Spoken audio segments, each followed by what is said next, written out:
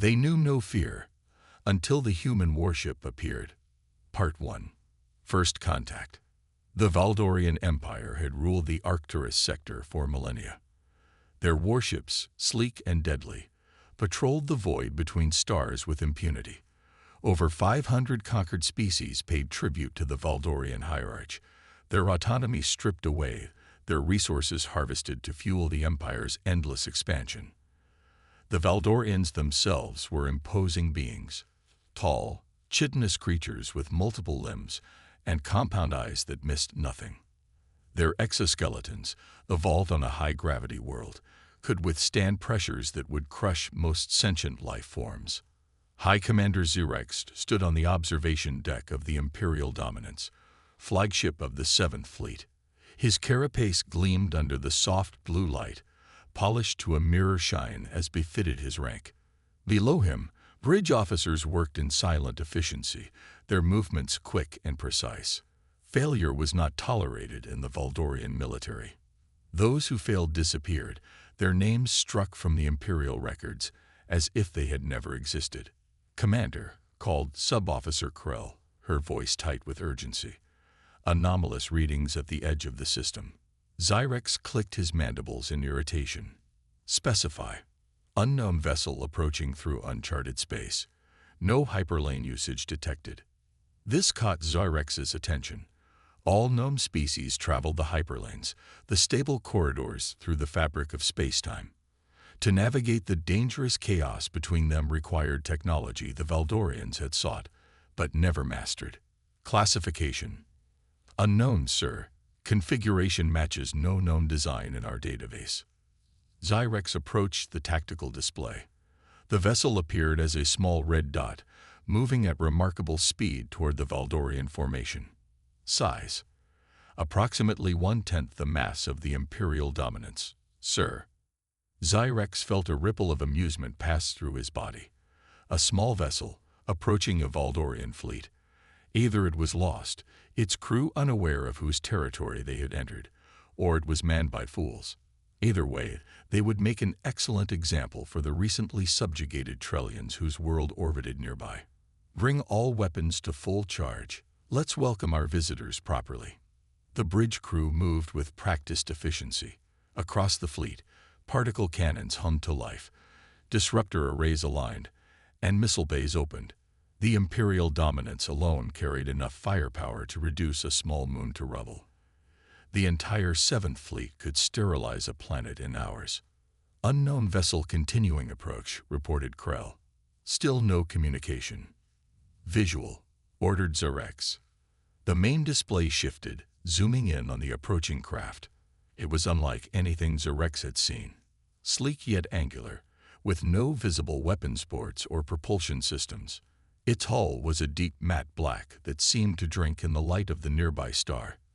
The only marking was a single word etched in unfamiliar script across his prow. Translation. Xerex demanded. A brief pause. Then, Nemesis. It appears to be a designation in a language known as English. Species identification. Human. Humans. Xerex had heard reports, dismissed as exaggeration, of a bipedal species from a distant arm of the galaxy.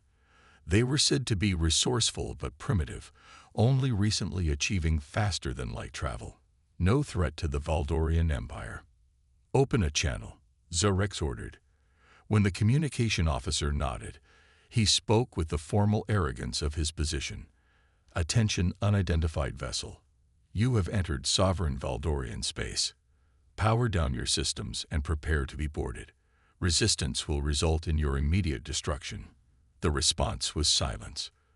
They've received the transmission, Commander, but there's no reply. Xerex's patience, never abundant, thinned further. Fire a warning shot, close enough to scorch their sensors. A beam of concentrated energy lanced out from one of the support vessels, a precisely calculated near-miss that would demonstrate Valdorian accuracy and power. The beam passed through empty space. Target has moved, reported the weapons officer, mandibles clicking in confusion. Incredible acceleration. No engine signature detected. On the display, the human ship had shifted position instantaneously, now located directly above the Valdorian formation. "Impossible," Zarex hissed. "No vessel can maneuver like that." "Sir," called the sensor officer, voice rising in pitch, "we're being scanned. Our systems are being penetrated." The bridge lights flickered. Display screens flashed with data too fast for even Valdorian reflexes to process. Then everything returned to normal, except for a single message displayed across every screen in brilliant white text. CEACAGG actions. Final warning. Zyrex felt the first stirring of unease in his thorax, but suppressed it ruthlessly. Launch interceptors. Destroy that vessel. Across the fleet, launch bays opened and fighter craft poured into space, hundreds of them swarming toward the lone human ship like insects protecting their hive. The Nemesis remained motionless, as if awaiting its destruction. The first wave of fighters closed in, particle weapons firing in perfect coordination. Their beams converged on the human vessel from all directions, a killing stroke that nothing could survive. The beams struck something invisible surrounding the ship, rippling like water disturbed by a stone. Then they reflected back, striking the fighters that had fired them. In an instant, 70 Valdorian craft vanished in spheres of expanding plasma. Silence fell across the command bridge of the Imperial Dominance. Did they just? Sub-Officer Krell couldn't finish the sentence. "Redirect our weapons fire," confirmed the tactical officer, his voice hollow. "Analysis indicates some form of adaptive energy reflection. Technology classification, beyond Tier 1. Tier 1 was the designation for the most advanced theoretical technology, beyond even Valdorian capabilities. To encounter it in practice was unsettling. Before Zarex could issue new orders, the remaining fighters launched their full missile complements, over 1,000 smart warheads converging on the Nemesis. The human ship finally moved, not to flee, as Zarex expected, but toward the incoming swarm. It accelerated to impossible velocity, then slowed just as abruptly, creating patterns of movement that defied physics. The missiles, programmed to track and predict, found their targeting systems confused. They began to collide with each other, detonations rippling through space as the human vessel danced between them unscathed.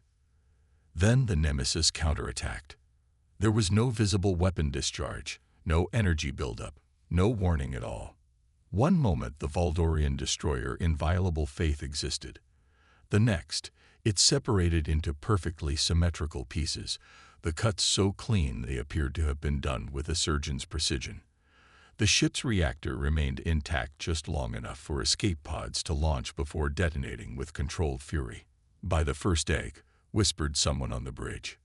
Zyrex felt cold dread seeping through his limbs, an emotion alien to him after centuries of military service. "All vessels, maintain formation. Concentrate fire on that ship. Full power to forward shields." The Valdorian fleet responded, bringing their main batteries to bear. Space itself seemed to warp as energy weapons of a dozen different designs converged on the Nemesis. Planet-killing firepower focused on a single point. The human ship didn't evade. It accelerated directly into the barrage, passing through it like a shadow through light. Systems across the Valdorian fleet began failing as invisible forces compromised their operations. Ships lost power, weapons fell silent, and shields collapsed. The Nemesis emerged from the fuselage without a scratch, now positioned directly before the Imperial Dominance. "Incoming transmission," reported Krell, her voice trembling. "Put it through," ordered Zyrex, his own voice steadier than he felt. A figure appeared on the main display. It was clearly human, bipedal, soft-skinned, with only 2 arms and 2 eyes, physically unimpressive by Valdorian standards. Yet there was something in its bearing, in the way it regarded them, that sent ancient instinctual warnings through Zyrex's nervous system. "I am Captain Eleanor Chen of the Earth vessel Nemesis," the human said, its voice translated into the clicks and whistles of High Valdorian. "Your empire has expanded into space claimed by the Trellian Republic, a protected ally of humanity. You will withdraw immediately or face the consequences. Zyrex straightened to his full height, determined not to show weakness before this creature. The Valdorian Empire acknowledges no claims but its own. The Trellians are now our subjects. Depart, human, while we still permit it. The human's expression didn't change, but something in its eyes hardened. You misunderstand, Commander. I am not negotiating. I am informing you of what will happen. The Nemesis is a diplomatic vessel. If you force us to summon our warships, there will be nothing left of your fleet but debris and memory. A diplomatic vessel. Cold fear gripped Zyrex's hearts. If this was how humans built their diplomatic craft. You lie, he said, with less conviction than intended. No civilization possesses such technology. Humanity doesn't seek conflict, the human replied. But neither do we tolerate aggression against those under our protection. You have 1 hour to begin withdrawal from Trellian space. The transmission ended. Zyrex turned to his senior officers, seeing in their postures the same uncertainty that plagued him. Options. We still outnumber them significantly, offered his tactical officer. Perhaps a coordinated assault. Did you not see what happened to our fighters? Snapped Zyrex. Their technology exceeds ours by centuries, perhaps millennia. We cannot retreat, insisted Sub-Commander Vrax. The Hierarch would have us executed for cowardice, and our empire has never yielded territory once claimed. Zyrex gazed at the motionless human ship on the display. It hung in space, patient and implacable as death itself.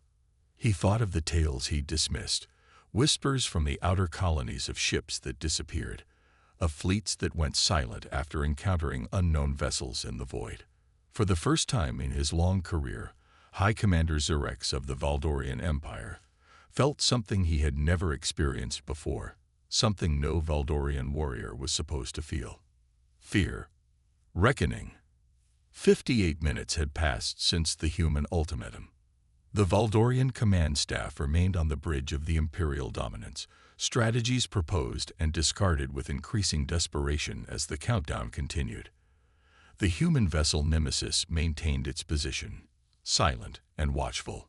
Perhaps, ventured Sub-Officer Krell, we should consider temporary strategic withdrawal. In previous circumstances, such a suggestion would have earned immediate disciplinary action. Now, Zyrex merely clicked his mandibles in contemplation. The Hierarch does not accept retreat. The Hierarch is not here, Krell said quietly. A dangerous statement, but one that resonated with the truth of their situation. The Hierarch, ensconced in luxury on the Valdorian homeworld, had never faced an adversary like this. Sir, called the communication officer, we're receiving a transmission from Trellian space. Audio only.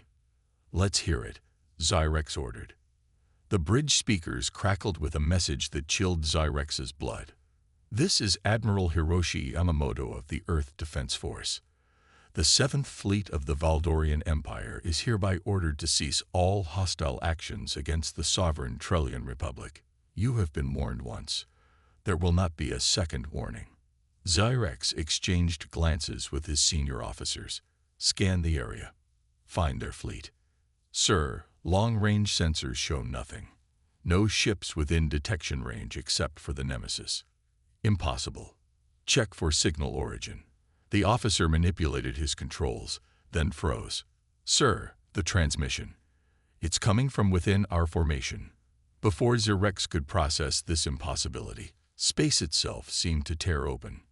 Not one rift, but dozens, appearing throughout the carefully maintained Valdorian formation.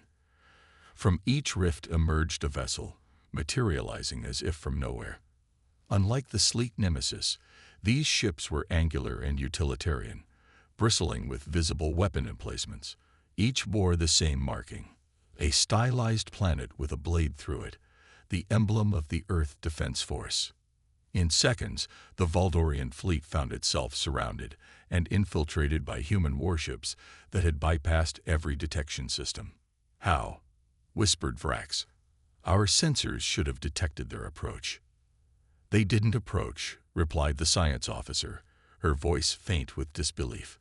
Quantum signature analysis indicates they were already here, some form of advanced cloaking technology that renders them completely undetectable. On the main display, the largest of the human warships positioned itself directly ahead of the Imperial dominance.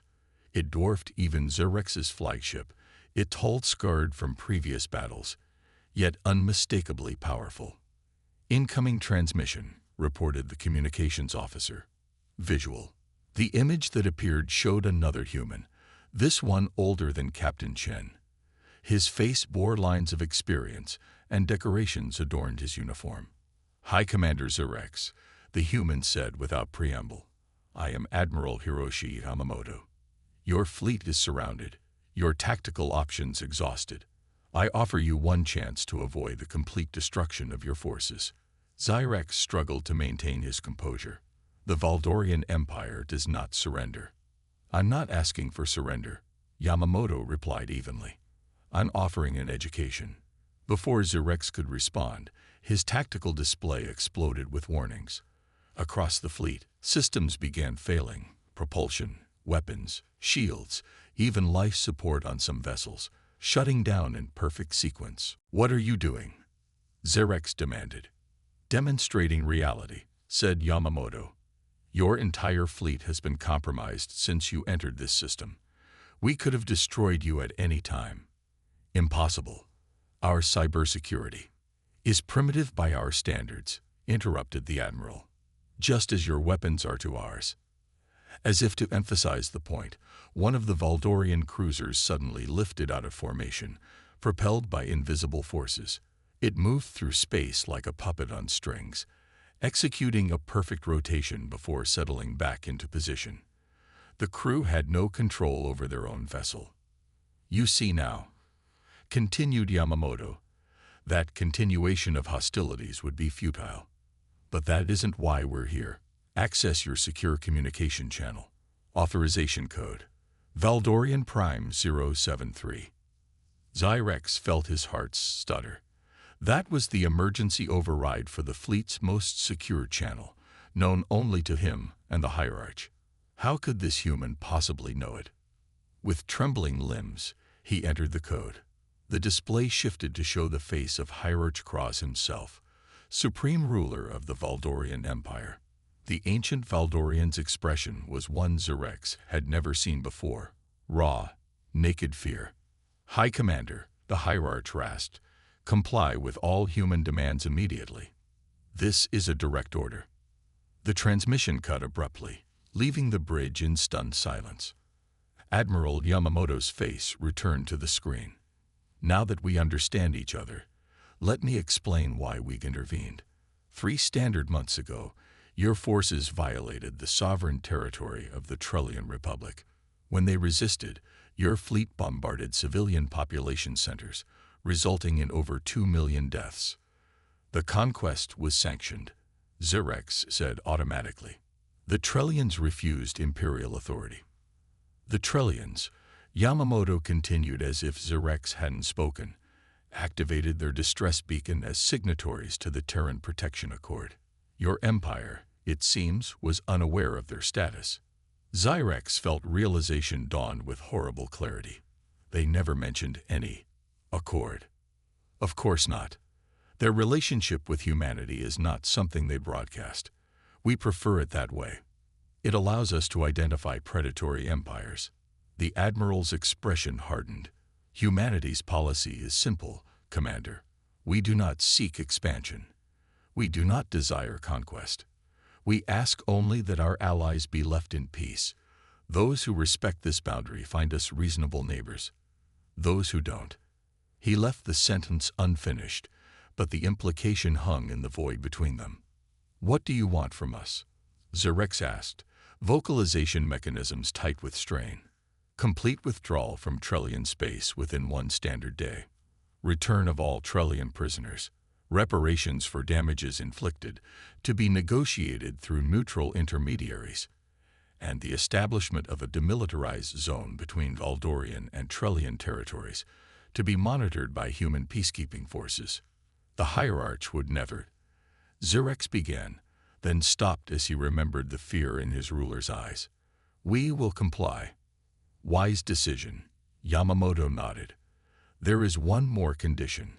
The Valdorian Empire will acknowledge the Galactic Concord, with all its provisions for the rights of sentient beings and prohibitions against unprovoked warfare. Xyrex's mandibles clicked in agitation. You would dictate terms to an empire that has stood for 10,000 years. We would introduce you to the community of civilizations that have moved beyond conquest as a way of life. Yamamoto replied, The age of empires is ending, Commander. Humanity has ensured it. And if we refuse? The Admiral's expression didn't change, but something in his eyes made Xyrex's exoskeleton feel suddenly brittle. Then we will show you why. In the brief time we have traveled the stars, not one civilization has ever attacked Earth directly. Not even once. With that, the transmission ended. Xyrex turned to his officers, who awaited his command. The Valdorian military code was clear. Fight to the death rather than accept defeat. But what they faced wasn't merely defeat, it was obliteration. Sir, ventured Sub-Commander Vrax, perhaps there is wisdom in the human's words. Our scans indicate technology beyond our comprehension. Fighting would be wasteful. The Hierarch's orders were clear, Xyrex said slowly, and the preservation of our fleet serves the Empire better than its destruction. Relief visibly passed through his officers' postures. Send the withdrawal order to all ships, Xyrex commanded. Begin preparation for departure from Trellian space. As the orders went out, Xyrex gazed at the human vessels surrounding his fleet. They remained in perfect formation, weapons silent but undoubtedly ready. He had commanded the 7th Fleet for over a century, conquered dozens of worlds, and never known defeat. Now, he would be the first Valdorian commander in millennia to order a retreat. Yet as he contemplated the alternative, the complete destruction of a fleet that represented nearly a quarter of the Empire's military might, he knew there was no choice. The humans had demonstrated power beyond anything in Valdorian experience. More importantly, they had shown restraint when they could have simply annihilated their opponents. That was perhaps the most terrifying realization of all. The humans hadn't refrained from destroying them out of weakness or inability, but out of choice. What kind of species possessed such overwhelming power yet chose not to use it to conquer? One that didn't need to prove its superiority.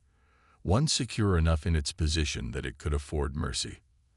As the Valdorian fleet began its humiliating withdrawal, Xyrex opened a private channel to his second-in-command.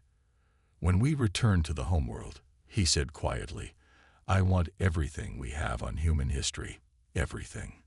No matter how insignificant it might seem. Yes, Commander. May I ask why?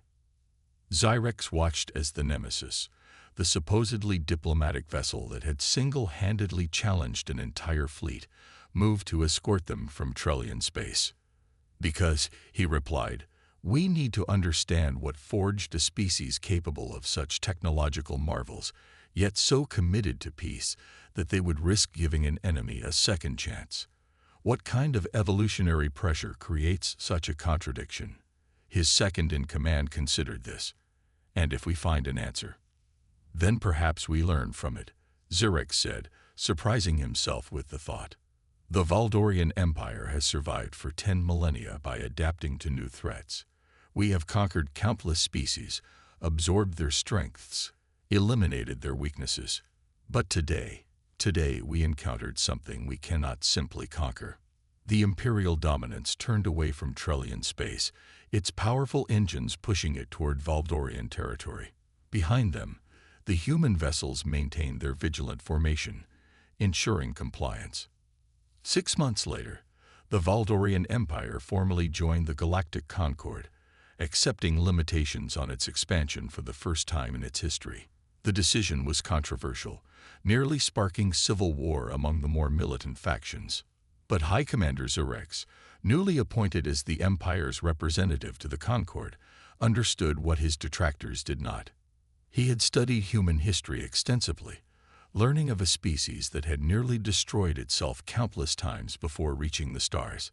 A species whose greatest strength wasn't their technology, but their adaptability, their capacity to learn from mistakes and forge unlikely alliances. Most importantly, he had learned why humans fought so fiercely to protect peace, yet were so formidable when provoked. They had experienced the alternative and found it wanting. In his first address to the Concord Assembly, Zurek spoke words that would be remembered for generations throughout the galaxy. The Valdorian Empire has conquered 1,000 worlds, subjugated hundreds of species, and stood unchallenged for millennia. Yet in a single encounter, we learned what true power is. It is not the ability to destroy, but the wisdom to refrain when destruction is possible. It is not conquest that advances civilization, but cooperation. The humans have taught us this lesson, not through force, though they possess it in abundance, but through example. Today, the Empire chooses a new path. Today, we join you not as conquerors, but as equals. Throughout the Assembly Hall, representatives of dozens of species, many former enemies, rose in acknowledgement. And among them stood Captain Eleanor Chen of the Nemesis, her presence a reminder of how a single ship had changed the course of an empire. The Valdorians had known no fear until the human warship arrived. And in that fear, they have found wisdom.